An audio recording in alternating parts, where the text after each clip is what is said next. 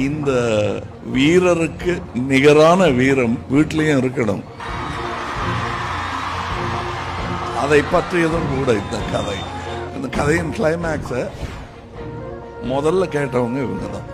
நம்ம அதுக்கப்புறம் அவங்களுக்கு பதக்கம் கொடுத்தோம், போஸ்டுமஸ்லி பல மரியாதைகள் செய்தோம்.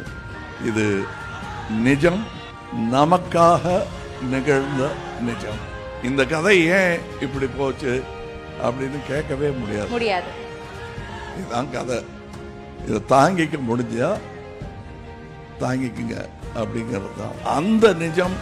அது எல்லா தாய்மார்களுக்கும் புரியும், எல்லா மனிதனுக்கும் புரியும். ஆனால் இது வித்தியாசமான கதை. இந்த கதையை நீங்க சூஸ் பண்ணதுக்கு ரொம்ப ரொம்ப ரொம்ப நன்றி சார். இந்த கதையை நாங்கள் சூஸ் பண்ணோம்லாம் சொல்ல முடியாது. இது நிகழ்ந்து விட்டது, நாங்கள் இதை கண்டெடுத்ததில் பெருமை கொள்கிறோம், அவ்வளவுதான். இதோட கரு என்ன அப்படிங்கறது கிடைக்காம இருக்கும்போது நான் ஒரு வாட்டி உங்களை மீட் பண்ணேன். The day I met her, I think that day I found the film. அன்னைக்குதான் ஓகே இது எவ்வளவு பெரிய ஜேர்னி, இது எவ்வளவு சோல்ஃபுல்லான ஒரு ஜேர்னி அப்படிங்கிறது தெரிஞ்சது. இப்போ அமரன் அப்படின்னா ஒரு வார் ஃபில்மா இருக்குமா, ஒரு சோல்ஜரோட ஜேர்னியா இருக்குமா, இப்படி எல்லா ஃபில்மும் தான் அது. But Amaran is primarily love story. அது ஒரு மனைவிக்கு கணவன் மீது இருக்கிற ஒரு காதல், வீரனுக்கு கண்ட்ரி மேல இருக்கிற ஆர் தன்னோட ஜாப் மேல இருக்கிற அந்த பேஷன் மேல இருக்கிற ஒரு செல்ஃப்லெஸ் லவ், இந்த கிரேட்டர் லவ்னு சொல்லுவாங்கல்ல, அந்த மாதிரியான ஒரு லவ் ஸ்டோரி. ஸோ இதை எப்படி வேணாலும் அர்த்தம் பண்ணிக்கலாம். But the films journey started with her, with that one meeting.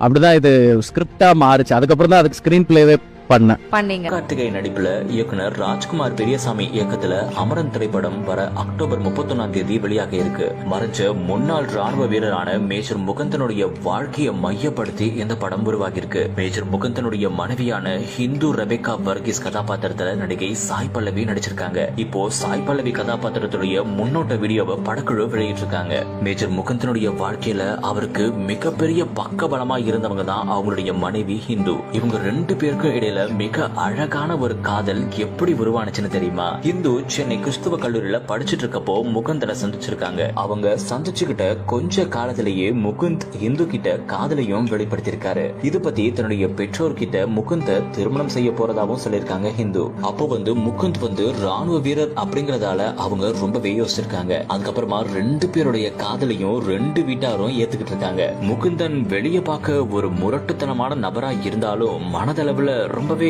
நகைச்சுவையான ஒரு மனிதராய் இருந்திருக்காரு. அதுதான் அவங்க கிட்ட ரொம்பவே பிடிச்சிருக்கிறதாவும் ஹிந்து சொல்லிருக்காங்க. எல்லாத்துக்கும் மேல முகுந்தனுடைய நேர்மை தான் தன்னை அதிகம் கவர்ந்ததாவும் அவங்க சொல்லிருக்காங்க. வார வாரம் ஞாயிற்றுக்கிழமை ஆயிட்டா போதுமா சென்னை ஆபீசர்ஸ் அகாடமிக்கு போய் ஹிந்து முகுந்துக்காக காத்திருப்பாங்களாம். இதனால ஹிந்துவுக்கு அவங்களுடைய நண்பர்களுக்கு இடையில சண்டை கூட வந்திருக்கிறதாவும் சொல்லிருக்காங்க. 5 ஆண்டு போராட்டத்துக்கு அப்புறமா யோசிச்சு பாருங்களேன், எத்தனை காலம் அப்போ அவங்க வெயிட் பண்ணிருப்பாங்க அப்படின்னு. ஹிந்துவுடைய பெற்றோர்களை அதுக்கப்புறமா தான் முகுந்த் ஒரு வழியா திருமணத்துக்கு சம்மதிக்க வச்சாரு அப்படின்ற மாதிரியும் சொல்லிருக்காங்க. கடந்த 2009 ஆண்டு ஆகஸ்ட் 28 தான் ரெண்டு பேருக்கும் திருமணமும் நடந்திருக்கு. அதனை தொடர்ந்து 2011 ஆண்டு அவங்களுக்கு பெண் குழந்தையும் பிறந்திருக்கு. தன்னுடைய வேலை காரணமா முகுந்தும் ஹிந்துவும் வருடத்திற்கு ஒரு சில மாதங்கள் மட்டும்தான் சேர்ந்து இருக்கக்கூடிய ஒரு நிலையும் இருந்திருக்கு.